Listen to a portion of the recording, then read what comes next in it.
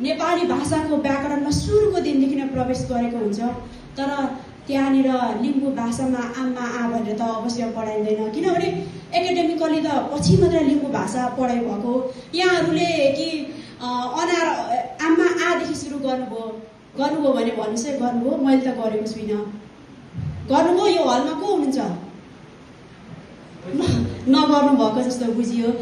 त्यसैले अब हामीले त्यो सुरुको दिनदेखि अहिलेसम्म आउँदाखेरि नेपाली भाषाको काल, पक्ष, सर्वनाम, नाम, विभक्तिमा हामी एकदमै पर्फेक्ट भइसकेको छौँ।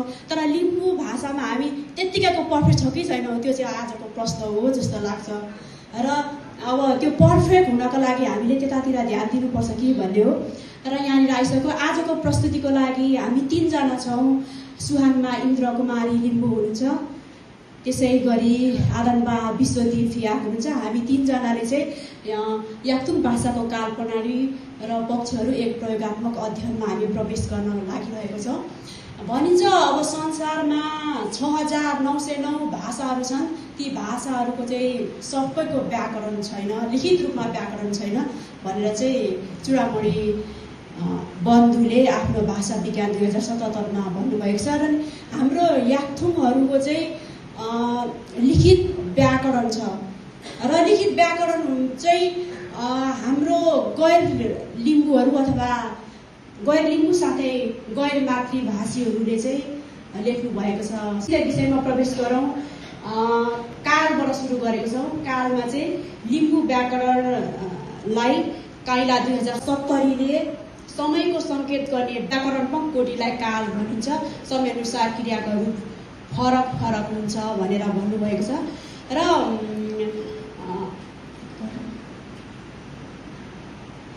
त्यसै गरी इमानसिंह चेम्जोङ 2060ले आफ्नो पुस्तक किराँत व्याकरणमा काल 2 प्रकारको देखाउनु भएको छ, भूतकाल र वर्तमान काल।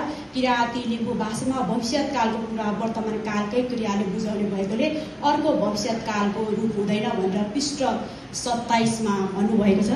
यहाँ चाहिँ मैले यो भनिरहँदाखेरि चाहिँ विदेशी स्कलरहरूले पनि लेख्नु भएको छ। भने मैले अघि नै भने जर्ज भ्यान्टिमले चाहिँ फेदापे भाषिकामा पनि ग्रामर लेखिसक्नु भएको छ। त्यसै गरी इमानसिंह चेम्जोङको कुरा त मैले यहाँ भन्न सकेँ होइन। सन् 1970मा उहाँले आफ्नो किराँती व्याकरणमा चाहिँ यो लेख्नु भएको छ, किराँती व्याकरण पुस्तकमा। त्यसै गरी लिम्बू भाषामा 2 प्रकारका कालहरू हुन्छन्, भूतकाल र अभूतकाल।